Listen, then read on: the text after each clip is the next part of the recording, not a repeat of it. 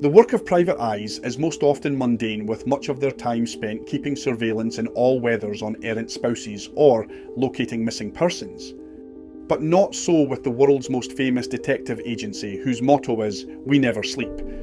The Pinkerton Detective Agency became the stuff of legend thanks largely to the explosion in popularity of Wild West movies during the 1950s and 60s. Films like Butch, Cassidy and The Sundance Kid, starring Robert Redford and Paul Newman, and the 1960s TV show The Legend of Jesse James starring Christopher Jones, helped cement the Pinkerton legend across the globe. Even if you had only ever watched a handful of westerns, most people had heard of Pinkertons. During the mid-19th century, American banks and railroad companies hired the agency to track down these notorious outlaws, as the official local police were ill-equipped to, and there was no official national agency like the FBI back then. Pinkerton detectives were even hired to protect President-elect Abraham Lincoln during his 1861 journey to Washington, D.C., and were said to have foiled a number of plots on his life. As a result, the agency is credited with being the forerunner to the US Secret Service, and perhaps even the FBI as well. However, the often glamorous role Pinkerton detectives played in tracking down famous train robbers and gangsters was somewhat sullied in later years when mine and steel plant owners hired Pinkerton agents to infiltrate trade unions and protect scab workers who were brought in to break strikes, which had been called in a bid to improve the poor pay and conditions of workers at the time. Ironically, the agency's founder, Alan Pinkerton, a labourer and Chartist from Glasgow, was forced to flee Scotland in 1842 for the United States at the age of 23 as a result of the British government's crackdown on the workers' rights movement. Locating to Dundee, Illinois, Pinkerton worked as a barrel maker until, quite by chance, while looking for lumber for his barrel business, he stumbled upon a group of counterfeiters which established his reputation as an investigator. This is the story of Alan Pinkerton, the accidental detective from Scotland.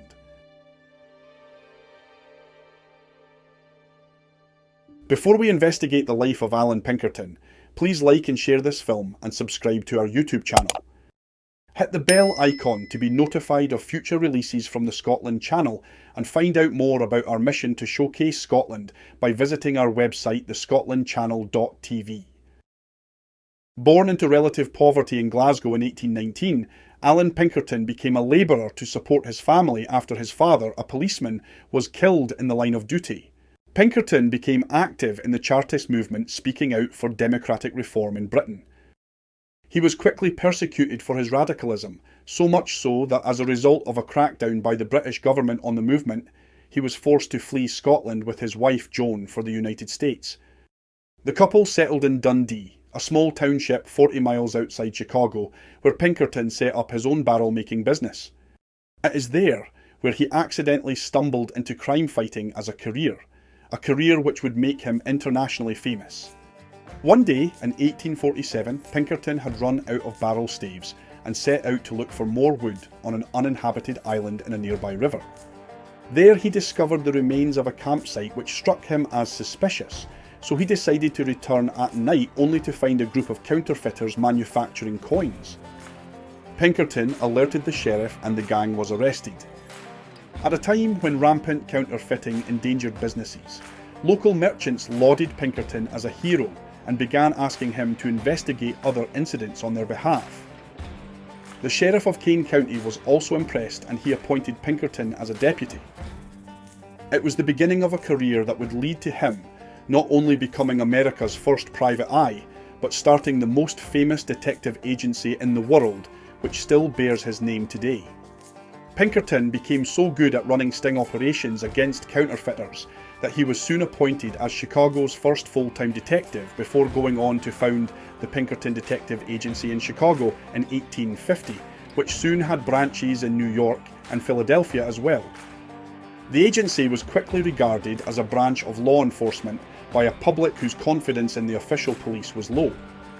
With so many small police agencies which were often corrupt and unwilling to follow suspected criminals outside their own jurisdictions, businesses in particular felt the official police were not on their side, and Pinkerton took advantage of this, creating Pinkerton's Protective Police Patrol of uniformed night watchmen to protect business premises.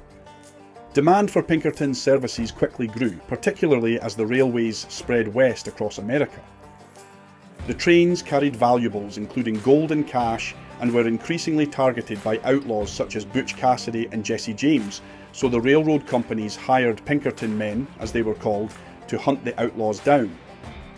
Although these outlaws have been much romanticised in Hollywood films, they were dangerous, ruthless and often brutal, murdering anyone who got in their way. Pinkerton himself quickly gained a reputation for capturing such dangerous outlaws and recovering their loot, such as the Reno Brothers gang, the first organised train robbers in the United States. He chased Frank Reno all the way to Windsor, Ontario in neighbouring Canada in the late 1860s, and Pinkerton detectives nabbed several more high-profile bank and train robbers, in some cases recovering thousands of stolen dollars in the process.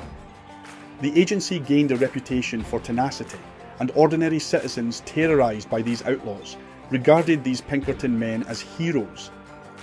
They also broke up the Molly Maguire gang of Irish terrorists and famously pursued Butch Cassidy and the Sundance Kid to Bolivia, where the bandits were killed by local law enforcement. Ironically, given that Pinkerton was a Chartist who had championed workers' rights in Scotland before being forced to flee, the agency became more involved in labour disputes towards the end of the 19th century, but always on the side of management. By that time, Pinkerton's son William had taken over the agency's Chicago headquarters, and his other son Robert had taken over the New York office. They shared a last name with their father, but little else. Unlike Alan Pinkerton, who since his Chartist days had great sympathy for the working class people, Robert and William had grown up in the lap of luxury, and they quickly reinvented their father's agency as a hired army for America's wealthiest industrialists, pursuing not bandits, but trade unions and striking workers. This shift in direction did little to help the agency's reputation, especially when Pinkerton men inadvertently incited a deadly 1892 riot at a steel mill in Homestead, Pennsylvania. The name Pinkerton soon became a dirty word among the working class, as Pinkerton agents infiltrated trade unions and helped management to break strikes by protecting scab labour. It's almost certain that Alan Pinkerton would not have approved of the direction his sons had taken the business. But he died unexpectedly and bizarrely on July 1st, 1884, after biting his tongue in a fall and later perishing from gangrene. An obituary in the Chicago Tribune described him as a bitter foe to the rogues. Alan Pinkerton was buried between his wife and Kate Warren, America's first female detective employed by Pinkerton, in the family plot in Graceland Cemetery, Chicago. Warren, who was a widow by the age of 23, turned out to be an excellent detective and spy for the Union during the American War of Independence, despite Pinkerton's initial reservations about hiring a woman. However, such was her success as one of only a few Pinkerton women that she was buried in the Pinkerton family plot on her death in 1868. Alan Pinkerton himself was made a member of the Military Intelligence Hall of Fame. During the early 20th century, the agency gradually shifted its focus from detective work to private security, and it remained a family-run company until Robert Pinkerton II, Alan's great-grandson, died in 1967. By then, the agency had 18,000 employees and 63 branches across the United States and Canada. Though Pinkerton's no longer hunts down outlaws, it is now a successful corporate risk management firm, providing services such as security, intelligence and consulting for various organisations worldwide. The company also protects shipping containers from terrorists, conducts background checks and guards executives for many Fortune 500 companies. The agency had also kept a vast archive of historic criminal files and mugshots until 2000, when it donated them to the US Library of Congress. The collection included a full drawer of files on Jesse James. We hope you have enjoyed this look into the life of Alan Pinkerton, the accidental detective from Scotland. Thanks for watching.